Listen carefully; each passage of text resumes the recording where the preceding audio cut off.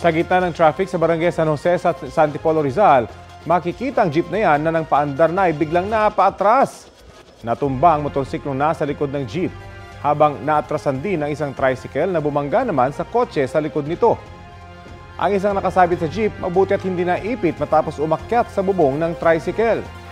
Sa kuha ng dashcam ng kotse, makikita namang nakaiwas sa pagkakaipit ang isa pang nakasabit sa jeep.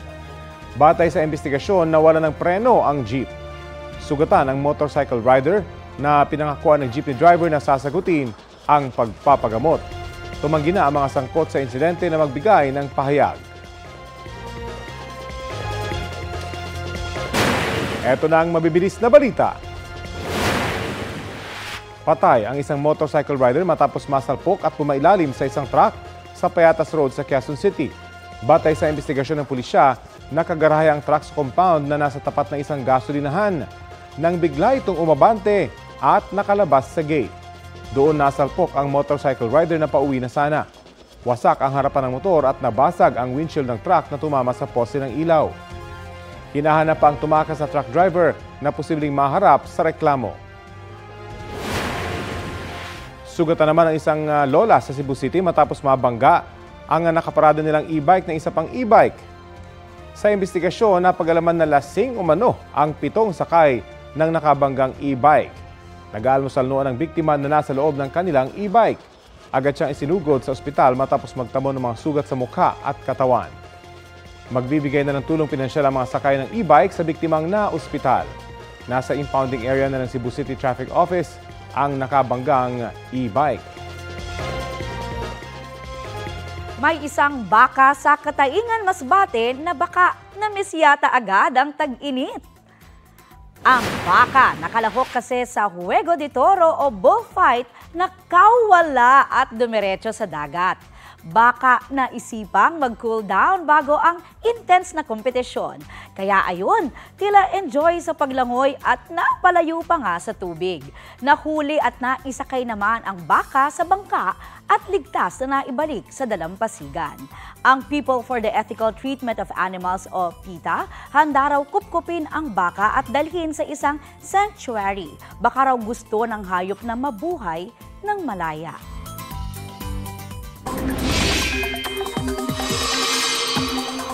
Samantala, nakataas po ngayon ang thunderstorm watch dito sa Metro Manila. Ayon sa Pag-asa, apektado rin ang Bulacan, Rizal, Laguna at Cavite. Ibig sabihin, mataas po ang tsansang magkaroon ng thunderstorm o biglaang malakas na pag-ulan hanggang alas 10 mamayang gabi. Bagsa rin po ngayon ang mga namimiesta sa Wata Wata Festival sa San Juan City. Marami man ang excited sa basaan, may mahigpit na paalala ang lokal na pamahalaan. At may ulat on the spot si Oscar Oida. Oscar? Yes, Connie, sa kasalukuyan ay nagaganap pa rin ang Wata Wata Festival. Kung saan nakikita sa aking luguran ay nagaganap ang street dance competition. No? Pero sa ibang bahagi ng San Juan, kaliwat kanan pa rin ang basaan. To whom it may concern ang buga, kahit sino pwedeng mabasa. Pinamunuan yan mismo ng ama ng lungsod na si Mayor Francis Zamora. Pero hindi gaya ng mga naging basaan noong nakaraang taon. Ngayon, may mga oras at lugar na lang na pwedeng mambasa.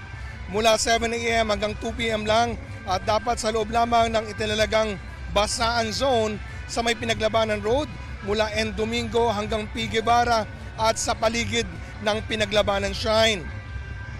At hindi na raw uubra yung mambubukas ang pinto ng sasakyan at babasain ang tao sa loob nito. Bawal na rin ang paggamit ng maruming tubig, bote, yelo at plastic containers. Hindi na rin uubra ang mga high pressure water sprayers o anumang bagay na maaring makasakit o makapinsala ay di na raw papayagan. At kaugnay ng pagdiriwang, may liquor ban mula kaninang 12:01 a.m. hanggang 2 p.m. Bawal din muna ang pagbibenta ng alak sa pampublikong lugar tulad ng tindahan at kainan. Ang sino mang lalabag sa mga panuntunan ay maaaring pagmultahin ng 5,000 piso at hanggang 10 araw na pagkakakulong. Samantala, Connie, Kalagitnaan naman ng kasiyahan nang sumiklab ang gulo sa pagitan ng mga grupo ng kabataan, may nagbasag pa ng bote at may nasaktan.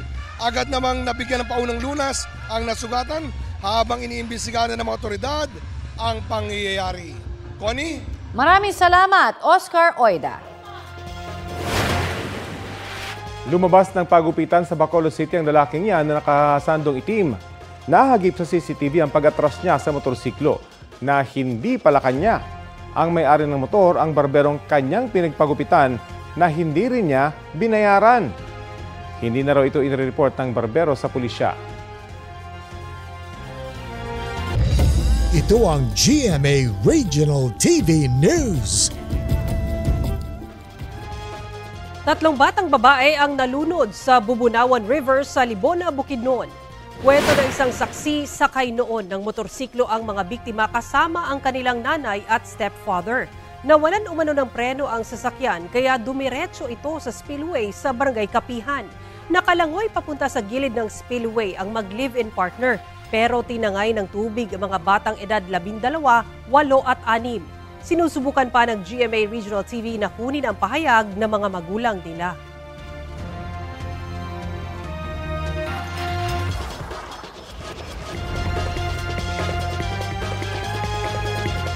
Nasunog naman ang isang SUV sa Tuguegarao, Cagayan. Hulikam na balot ng usok ang sasakyan sa gilid ng Arellano Street Extension sa Barangay Ugak. Ayon sa BFP Tuguegarao, itinabihan ng may-ari matapos makitang umuusok ang sasakyan niya. Kalaunan, nadiskubreng nagliyab ang engine compartment ng sasakyan at kumalat ang apoy. Humigit kumulang 50,000 pesos ang sinasabing danyo sa sunog. Hindi naman nasaktan ang mga sakay ng sasakyan.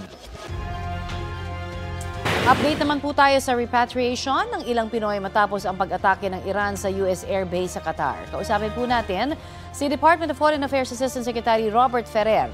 Magandang umaga at welcome po sa Balitang Hali. Magandang umaga ho. Opo. I only have 10 minutes po. Yes, okay. Susubukan po natin ito itanong at kamusta po tayo sa mga kababayan natin sa Qatar matapos nga po itong pag-atake ng Iran sa Al Udeid Air Base sa Amerika po. Okay naman po sila. We're getting reports from our ambassador on the ground, si Ambassador Mardomel Melicor of Cagayan de Oro. And he was the former Assistant Secretary for Middle East and African Affairs ng DFA. So he's very familiar with the region and with the situation. Ang balita ko pong huli ay they were brought to the pre-departure, so that's good news. But I have not received news that they are boarding or have boarded. Supposed to be po, nasa airport kami this morning para sunduin po itong 30 na first batch of OFWs from Israel who exited via Jordan and a few also from Jordan, assisted by Ambassador Eileen Mendiola of Tel Aviv Philippine Embassy and Ambassador Fred Santos sa embahada po natin sa Amman. Apo. So we hope they will arrive today. So antabayanan lang po natin. Pasensya na po kayo. We might not have time for media interviews after this. Alright, may mga naitala ho bang nasaktan o nawawala at ilang Pinoy ho ba ang nasa Qatar na mga kababayan natin? Sa Qatar po, hundreds of, in the whole of Middle East, 2 million po ang Filipinos. In Qatar, I'll get back to you because I don't have the figure right now with me. But marami po sa Qatar, I think in the hundreds of thousands, if I'm not mistaken. There's an entire Philippine community there, very large. And we're hoping and praying that the ceasefire announced by U.S. President Trump, which will take in effect today, will lead to peace. So abangan lang po natin mga kababayan kung ano yung mangyayari within today. Yun nga ho, no, may anunsyo si US President Trump ng ceasefire umano pero ito ho'y dininay ng kanilang foreign minister. Sa mga pagkakataon pong ito, ano ho ba ang mensahe ninyo sa ating mga kababayan dyan? Lalo pat sinasabi nga, ito hong pag-atake ng Iran sa pinakamalaking military installation ng Amerika sa Middle East ay buti na lamang na-intercept pero baka daw magtuloy-tuloy, depending sa sagot pa rin na ito na ginagawa ng Israel na pag-atake sa Iran. Yeah, yung Qatar po is 222,563. Yeah. So, well, they're not attacked by anyone. I think it's because may US base po sa Qatar. Yes. That's why na-declare po na close yung airspace ng Qatar kaninang madaling araw. So, wala naman pong report na may nasawi o nasaktan. Mas binabantayan po namin ngayon ng Israel because may ongoing missile attack po ngayon sa Israel. Nakalimang alert na po sila this morning pa lang. And also, we are still monitoring the situation in Tehran because we are in the process of repatriating the first batch out of Iran via the Turkmenistan border. Nadagdagan pa ho ba yung mga gusto magpa-repatriate? We heard na meron hong 253 na mga OFW ang gusto sana pero 71 pa lamang po daw ang currently mare-repatriate dahil sa pabago-bago ring pagdedesisyon ng ilan ho natin mga kababayan. Yeah, well, constant naman yung updates ng ating ambassadors on the ground. We just had a briefing from Ambassador Eileen Mendiola and yesterday from Ambassador Robert Manalo and Ambassador Eileen Mendiola also. And today po, there is a meeting about contingency plan implementation po led by the Secretary of Foreign Affairs, Ricky Manalo, and Undersecretary Ed De Vega. So we are activated na po yung contingency plans para pong intricate steps po yan na nakamapa na and all possible scenarios po ay na-exercise na po at pre-practice ng mga ambassadors natin on the ground. Asek, marami pong salamat sa inyo pong ibinigay sa aming oras dito sa Balitang Hali. God bless. Buhay po kayo. God bless din po. At yan po naman si Department of Foreign Affairs Assistant Secretary Robert Ferrer.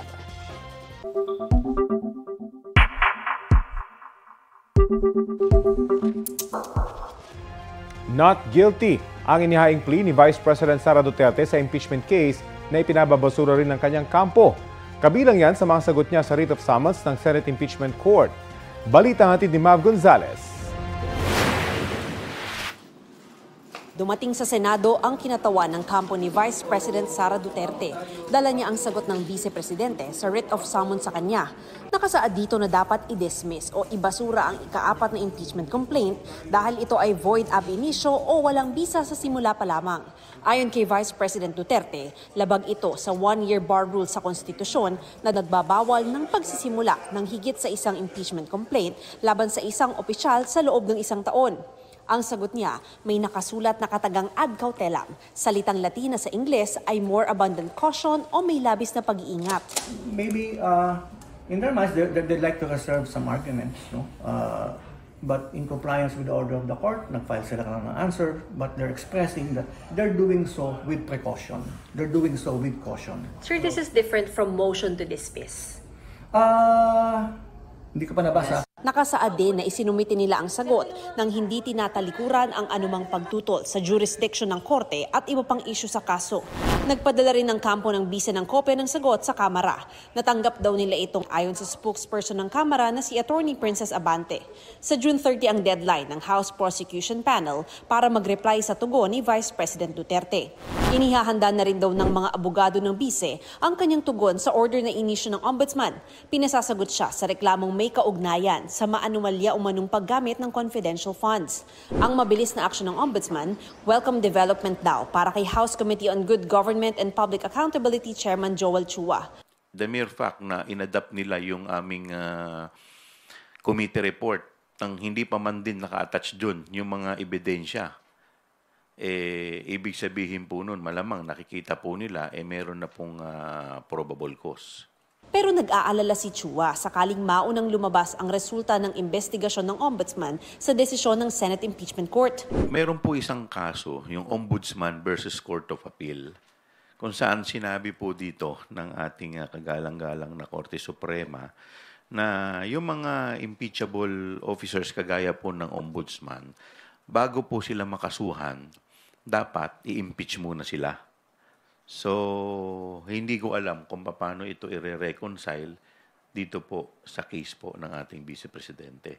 Kung sakasakali na ilabas nila muna ang desisyon bago lumabas ang desisyon ng impeachment court. Pero ang isa pang impeachment prosecutor na si Representative Lawrence Defensor, walang nakikitang epekto ang investigasyon ng ombudsman sa impeachment proceedings. Kahit pa ibasura ng ombudsman ang reklamo laban sa bise. I don't see any impact on the impeachment complaint. I'm glad that the ombudsman took action on the recommendations of the Committee on Good Government. And that's a good sign for us. It will affect public opinion on the case, but it will not affect the impeachment if the evidence will be received by the senator judges. Pagtitiyak ni Congressman Chua, makikipagtulungan sila sa ombudsman. Hindi rin daw makakasagabal ang investigasyon ng ombudsman sa paghahanda ng House Prosecution Panel para sa impeachment trial. Mav Gonzalez, nagbabalita para sa GMA Integrated News. Sinagot ng Malacanang ang patutsyada ni Vice President Sara Duterte na may katangiang scammer daw si Pangulong Bongbong Marcos. Budol in English is scam, no? Yeah. Well, we're not surprised. He has the hallmark of a scammer. Budol? Talaga? Sa nakikita po natin na pagtatrabaho ng Pangulo, sa pag-uutos sa amin na focus sa trabaho at hindi pamumulitika, sino ba talaga nambubudol? Sabi ng palasyo, kung hindi nakikita ni VP Duterte ang ginagawa ng pamahalaan, yan daw ay dahil hindi niya binubuksan ang kanyang mata at isip. Mahirap daw buksan ang mata ng anilay nagbubulag-bulagan at walang balak malaman ang nangyayari sa gobyerno. Bukod sa pagtawag na scammer, sinabi rin ng bise na may problema siya sa performance si Pangulong Marcos at hindi siya dadalo sa State of the Nation address sa Hulyo dahil wala raw maiuulat na makabuluhan ang presidente. May balak na ang gobyerno tungkol sa mahigit 9 bilyong pisong halaga ng shabu na nakitang palutang-lutang sa dagat sa Hilagang Luzon. May ulat on the spot si Ivan Mayrina. Ivan? Rafi, nakatakdang siraan bukas ng Philippine Drug Enforcement Agency o PDEA. Itinuturing nilang pinakamalaking drug haul sa kasaysayan. 1,500 kilo na nagkakahalaga ng mahigit 9 bilyong piso ang shabu na yan. Nakabuuan ng mga droga nakitang palutang-lutang sa coastline ng bansa sa mga katubigang sakop ng Zambales, Pangasinan, Ilocos Norte, Ilocos Sur at Cagayan. Mismong si Pangulong Bongbong Marcos ang nag-utos ng agarang pagsira nito at personal siya nagtungo sa headquarters ng PDEA para inspeksyonin ang mga droga. Bukas yan gaganapin yung pagsira, Rafi, sa Capas, Tarlac.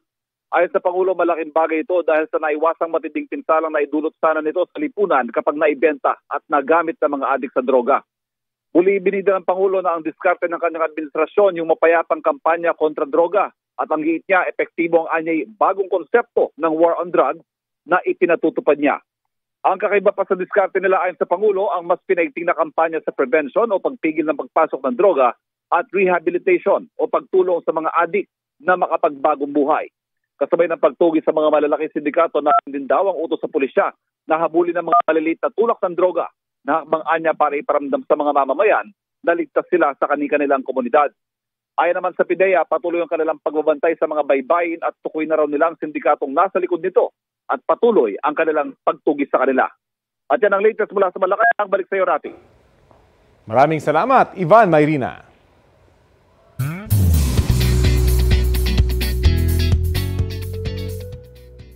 Weeks to go bago ang nalalapit na pagtatapos ng teleserye ng totoong buhay ng mga sikat. May first duo na napasok sa Big Four ng PBB Celebrity Collab Edition. Yan ang duo nina Charlie Fleming at Esnir o Team Chares. Ang Chares ang nakakuha ng 11 votes mula sa pinagsamang boto ng current duos at ex-housemates. Kaya naman assure na ang Chares sa big night. Ang duos naman nina AZ Martinez at River Joseph o Asver at Ralph De Leon at Will Ashley o Rawi ang nakakuha naman ng tig 2 points. Gabi-gabing subaybayan sa GMA Prime ang PBB Celebrity Collab Edition 9:35 p.m. at 6:15 p.m. tuwing Sabado.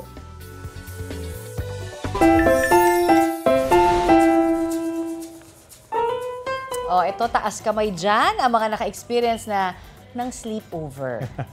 Ang unspoken rules sa ganyan, bawal mauuna sa pagtulog. Oo, pala. Huwag kang mauuna yan.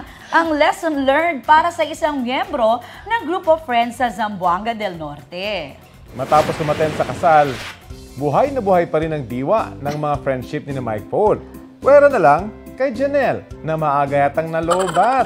Kaya ang ending, siya ang napagtripan at naging center of attention.